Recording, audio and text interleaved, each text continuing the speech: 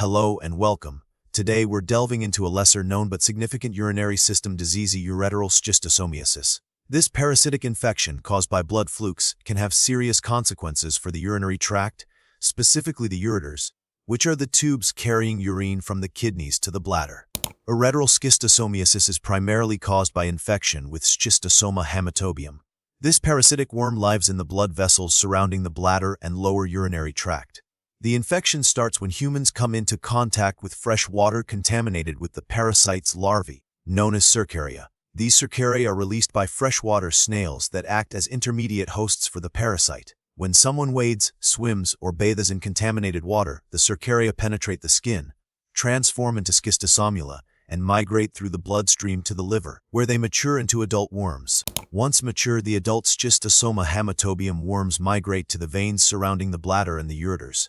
The female worms then lay their eggs in these blood vessels. Many of these eggs are passed in the urine, completing the parasite's life cycle. However, a significant number of eggs become trapped in the tissues of the bladder and ureteral walls. These trapped eggs trigger a chronic inflammatory response. Over time, this inflammation leads to fibrosis, scarring, and thickening of the ureteral walls.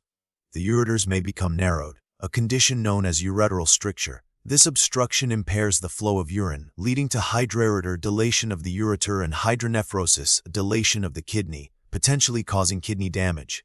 Calcification of the ureteral walls may also occur in chronic cases, further contributing to the severity of the condition.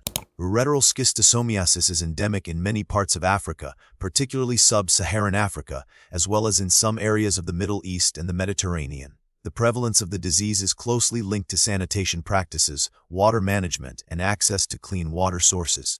People living in rural areas with poor sanitation and those who rely on freshwater sources for bathing, washing, and recreation are at the highest risk of infection. Children are particularly vulnerable due to their frequent contact with contaminated water. The signs and symptoms of ureteral schistosomiasis can vary depending on the severity and duration of the infection. One of the most common symptoms is hematuria, or blood in the urine. This can range from microscopic hematuria, detectable only under a microscope, to gross hematuria, where the urine appears visibly red. Other common symptoms include dysuria, or painful urination, frequent urination, and abdominal or flank pain. In advanced cases, where significant ureteral obstruction has occurred, individuals may experience symptoms of kidney damage, such as swelling in the legs and feet, high blood pressure, and fatigue. Children may experience stunted growth and anemia. Diagnosing ureteral schistosomiasis typically involves a combination of clinical evaluation and laboratory tests. Microscopic examination of urine samples to detect Schistosoma hematobium eggs is the most common diagnostic method. However, the sensitivity of this test can be limited, especially in early or light infections. More sensitive diagnostic tests, such as urine filtration and concentration techniques, can improve the detection rate. Serological tests, which detect antibodies against the parasite in the blood, can also be used to diagnose schistosomiasis. Even in the absence of detectable eggs in the urine, imaging studies such as ultrasound, intravenous pyelogram (IVP), or CT scan may be performed to assess the extent of ureteral involvement and kidney damage. Cystoscopy, a procedure in which a thin, flexible tube with a camera is inserted into the bladder, can be used to visualize the bladder and ureteral orifices and to obtain biopsies for microscopic examination. Ureteral schistosomiasis doesn't have formally defined classifications or types based on its progression in the same way as some other diseases. However, its severity can be staged according to the degree of ureteral involvement and kidney damage. Mild cases might involve only inflammation and minor thickening of the ureteral walls, while severe cases can involve significant ureteral strictures, hydroureter, hydronephrosis, and renal failure. The stage can also depend on whether calcification has occurred in the ureteral walls. This staging helps guide treatment decisions and predict the long-term prognosis. The primary treatment for ureteral schistosomiasis is the drug praziquantel, which is highly effective against schistosoma parasites. Praziquantel is typically administered in a single dose or a short course of treatment.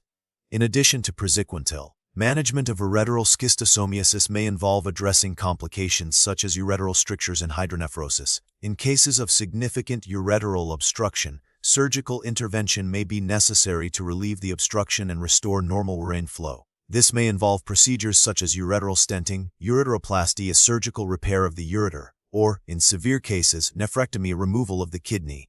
Pain management and treatment of secondary infections are also important aspects of the overall management plan.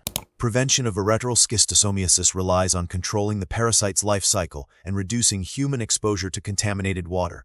This includes improving sanitation facilities to prevent fecal contamination of water sources. Providing access to safe water for drinking, bathing, and washing is crucial. Educating communities about the risks of schistosomiasis and promoting safe water practices, such as boiling or filtering water before use, are also essential. Snail control measures, such as the use of molluscicides, can help reduce the population of snails that serve as intermediate hosts for the parasite. Mass drug administration programs with praziquantel are often implemented in endemic areas to reduce the prevalence of schistosomiasis. The prognosis for ureteral schistosomiasis depends on the severity of the infection and the timeliness of treatment. Early diagnosis and treatment with praziquantel can effectively eliminate the parasite and prevent long-term complications. However, in cases where significant ureteral damage and kidney involvement have occurred, the prognosis may be less favorable.